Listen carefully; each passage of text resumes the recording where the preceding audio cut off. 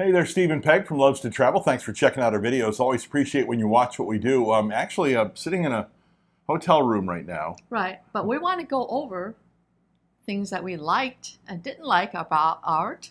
Well, we had a lot of people ask us. We put a video up of part of our Panama Canal cruise, and we've had a lot of people ask us what we liked and what we didn't like about the cruise. As we get into that, make sure you hit the subscribe button below if you've not done so. Bell notification button below as well. That'll notify you when our next video goes up.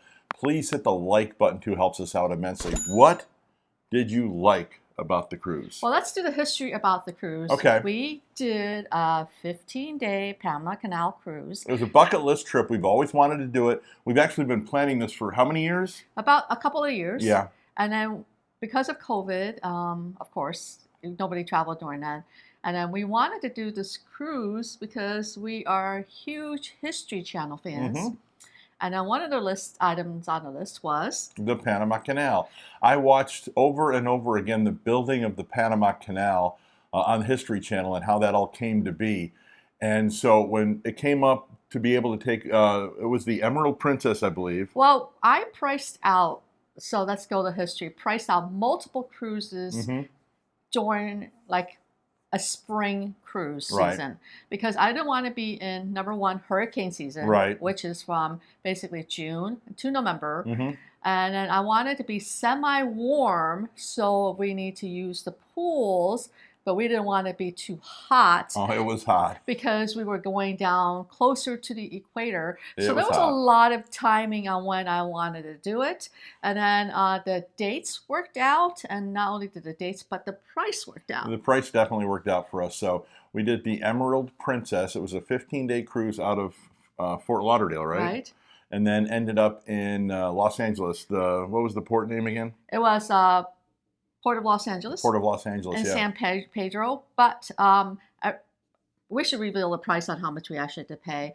So we actually did what we call like a inside stateroom with like a construction ocean view.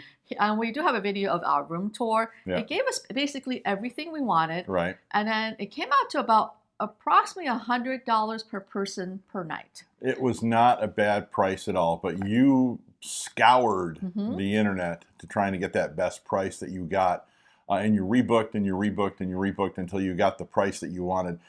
I've never been on a cruise that long, that cheap, just so you know. If you're going to do it, do the searching and get the best price. Don't just book the first one you see. So you can always rebook your cruise pricing until you pay the final pricing before the due date. Yep. For example, if your cruise pricing goes down, you book a cruise, and your cruise pricing goes down, you can always ask your travel agent or the cruise line to reprice your cruise. Yep, and they will. So we wanted to go through a little bit of the cruise before we get into our top 5 likes and dislikes. The cruise went on the Atlantic side. That's what it entered the Panama Canal, on the Atlantic side of the Panama Canal, exited on the Pacific side. And contrary to what a lot of people think, it does not go east-west. The Panama Canal actually goes northwest to southeast across the Isthmus of Panama. So basically you've got the North America here, South America here. Panama runs this way, so you're going this way through the Panama Canal to get to the Pacific Ocean. So we went through, there's 6 locks. 6 locks on each side. 3 of the old locks, 3 of the new locks, and 3 steps up to get up into the canal. And then on the other side, 3 steps down to get out of the canal. What we wanted to do, and we did a video, must have been an hour long, of how you go through the old locks, because we wanted a tour of the old locks. Again, we're history buffs, so we wanted to go through a tour of the old locks, and there's a video of that if you want to check that out. But some of our likes and dislikes about the cruise, really, I had a hard time finding dislikes because I enjoyed the entire cruise. Where do you want to start? Well, we want to do the likes. Okay. Okay? So we want to talk about the likes first then. Right. What do you want? What are your top 5? What are our top 5 likes of the cruise? Well, you came up with the first one. Relaxation. It's 15 days, most of it on the ocean, relaxing. Just sitting back going, oh, this is so nice. So you like the length? I like You the like the length. longer I like the cruise. length of the cruise. I like the longer cruise. I'm not rushing to get on a cruise, spend 3 days on the cruise, and then rushing to get off again. 15 days was perfect for me. So that's the one thing you Hmm. liked, the not getting on a ship, off the ship. Like for example, we've done shorter cruises, but this is the first time we're doing a video on a cruise. One of the first cruises we took was the Disney cruise. Right. We did the Disney Dream, Uh-huh. and it was what is it? 3 days, 2 nights, or 4 days, Four 3 nights? days, 3 nights. 4 days, 3 nights. To me, that was too short. I mean, you just get into the cruise and you're already getting off of it. So I liked the longer cruise. I know this is a really weird one. The second thing that I liked, well, we shared it. For a 15-day cruise, yes, I I liked this liked too. the fact that the Emerald Princess had a laundry room. Yes. It is a really small thing, Hmm. but you don't have to pack as much clothes and you don't have to do laundry in your sink. There are some cruise ships that have a longer cruise that have no laundry rooms. You have to, if you want to do laundry, you have to actually send it out and pay for it on the ship, and they'll do it for you on the ship, but you're paying for it. Right, and those bags can range from $25 to $50 for a small bag. Yep. So one of the things that we booked the Emerald Princess was, one of the facts was it had a laundry room. So for a 7-day cruise or a 5-day cruise or a 3-day cruise, it's okay not to have a laundry room, but for a 15-day cruise, it was one of the factors that went into booking the cruise. And it was actually really convenient because we had other people on a cruise and they really did like the laundry room. And the one thing about the laundry room, there are set times. Hmm. So you really have to watch the time. And there were a lot of people actually doing laundry. Yeah, well, we tried to get there first thing in the morning because if you didn't get there first thing in the morning, there was a line. Next thing I'm going to mention, the next thing we really, really liked about our cruise was the food. Oh my gosh, it was, I mean, you're talking 5-star restaurants on the ship. We did not experience all the restaurants. We actually had one main dining room that we were going to, and we could have gone to other restaurants. There are literally 3 5-star restaurants on our ship that you had to pay for to use to get in there. The main dining room that we went to, though, was part of the cruise ship, part of the cruise package, and it was still 5-star dining. So I loved the food on the ship. Also, you also liked the free ice cream. Oh yeah, Yes. they had soft serve ice cream. You just walk up, hey, give me an ice cream, give me an ice cream. Yeah, that was my downfall. The fourth item that we liked was that it was a bucket list item. I mentioned earlier in the video that we are History Channel buffs. I love watching the History Channel. I love history. And we've had a couple of bucket list trips that we've done. We've done an Alaska cruise. We did that, 12 or 13 years ago before we started doing videos. We've been to Mount Rushmore, which was another bucket list trip. Early on, we went to Niagara Falls when we lived on the East Coast. This was a bucket list trip. We have other bucket list trips on our agenda down the road, but this was one we take advantage of this year. It was a bucket list trip. If you have a bucket list trip, do those while you still can. And the fifth thing that we liked about the cruise was there was a lot of activities and things to do. They did plan a lot of activities on the boat because we had a couple of times where we had 3 sea days without getting off.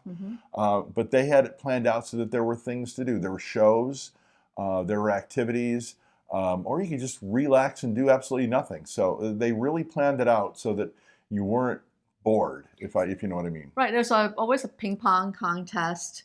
There was a golfing contest every day. I actually won a putting contest. Well, yeah, so you won a coaster. I won a coaster, yeah, on a putting contest. So they had things to do. And of course, they had, 2 pools? Yes, 2 pools and 3 hot tubs.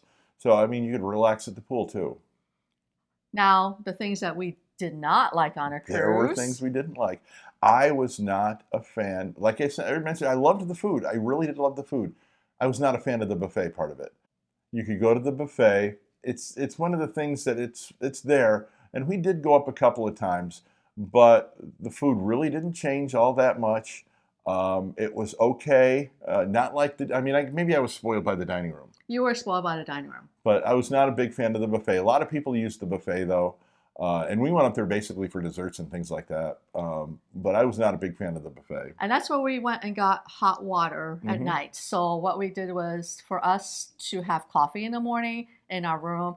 I have this huge, it was it It's not. thermos? It's not. It's not like a. It's not like a Yeti thing. No, But it's actually a huge thermos that would keep hot water 24 hours versus like I did a lot of research because I like having coffee in my room hmm versus getting up, going to like downstairs to get upstairs to get coffee, and also I like tea.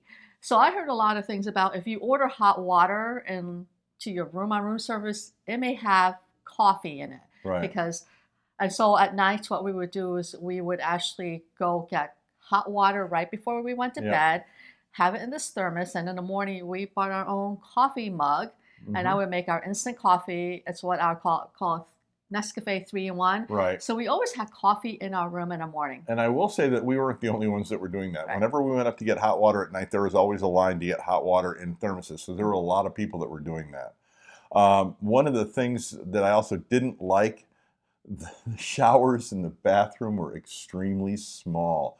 And I understand. I mean, we've been on cruises before. The showers are small, but you're sitting in the shower pretty much like this, and it's like you can't even move your arms up and down for the most part. But it had good water pressure. Good water pressure, but they were really, really tight.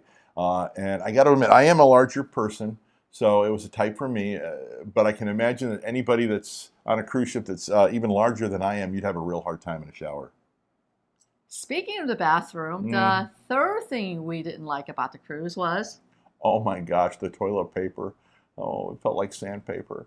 And you can't bring your own toilet paper. You're not supposed to because of the way they dispose of it on the ship. So if you've ever been to, oh, let's see, I want to say a high school or a mall, and it's like single ply sandpaper, that was on the cruise ship. the next thing we didn't like, the fourth item we didn't like about the cruise was there was not enough power outlets in the room. Yeah, and again, it's an older ship. I think the newer ships are taking advantage of putting more power outlets in because everybody's bringing phone chargers and iPads and computers. This room that we had was an older ship, so it had three outlets. One where the old CRT TV was, one by a desk, and then one in the bathroom. So three outlets, very inconvenient if you want to, charge your phones, run a computer. You need to bring either a strip cord, but no breaker on it. yeah, no breaker. You can't have a what do they call those circuit breakers? But Power surge yeah, protectors. surge protectors. It can't have a surge protector on it. And then if you sleep with a fan, it cannot have a plug in it. Yeah. I know we have friends who came with us. They had a fan with a plug in it. It got confiscated. Ours was battery operated, and also you could unplug the cord to it. Yeah, it was a USB fan. If you're going to use a lot of people sleep with fans. I have since I was a little kid. The fan that you want to get actually is a USB fan, so that it has a plug like a block if you want to plug it into an outlet, but it's also USB, so you can plug it into a USB. They'll let those on the ship. But you have to take the plug out away Yeah. from the fan. Right. It has to just be a USB. Keep your block off to the side. The last thing we didn't like about the cruise was Internet. I was actually doing a lot of work during the cruise, trying to keep up with what I do with my job. And one of these days, I'll tell everybody what I do one of these days. But the internet was slow. And you can expect that. You're in the middle of an ocean. I think they're using Starlink. well, they said they have Medallion. Medallion? But the whole thing was, they said it was a great internet at sea. I had trouble uploading videos. Right. So there wasn't really a lot of new videos we tried to put up, and we didn't do it until we got back into port.